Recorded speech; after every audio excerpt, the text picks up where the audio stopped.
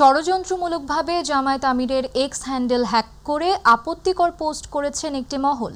এ তথ্য জানিয়েছেন জামায়াত ইসলামীর সহকারী সেক্রেটারি জেনারেল এবং কেন্দ্রীয় প্রচার ও মিডিয়া বিভাগের প্রধান অ্যাডভোকেট এহসানুল মাহবুব জুবায়ের। তিনি বলেন, হ্যাকাররা সেখান থেকে কিছু আপত্তিকর পোস্ট দিয়েছে। এ ঘটনায় যারা তাৎক্ষণিক কর্মসূচি দিয়েছে তারাই হ্যাকিংয়ের সঙ্গে জড়িত। সকালে এক জরুরি সংবাদ সম্মেলনে তিনি এসব কথা জানান। জামায়াত এ বিষয়ে আইনি পদক্ষেপ নিচ্ছে বলেও জানান এহসানুল মাহবুব জুবায়ের।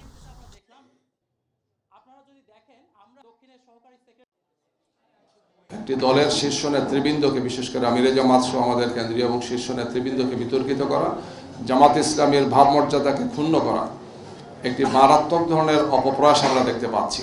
জামাত ইসলামীকে জনগণের সামনে হওয়া প্রতিপন্ন করা, আমাদের বক্তব্য, আমাদের নেতৃবৃন্দের বক্তব্য খুবই ক্লিয়ার মেসেজ। আমরা নারীদের প্রতি, মহিলাদের প্রতি, দেশের প্রতি, দেশের স্বাধীনতার প্রতি আমাদের সম্মান এবং মর্যাদার জায়গা খুবই স্পষ্ট। আমাদের আমিরে জামাত এই বিষয়গুলো অত্যন্ত সুন্দরভাবে, সাবলীলভাবে বারবার তুলে ধরছেন।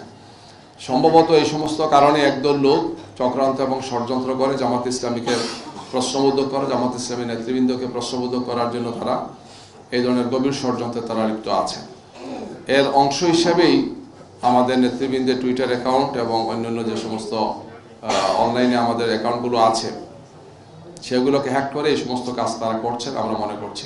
যখন আমরা জানতে পেরেছি, আমরা সাথে সাথে পাসওয়ার্ড চেঞ্জ করার চেষ্টা করেছি এবং সেটি সম্পূর্ণ আমিরে জামাতের এই মেলটির একটি স্ক্রিনশট আমরা আপনাদেরকে সরাসরি মেলে নিয়ে যেতে চাই।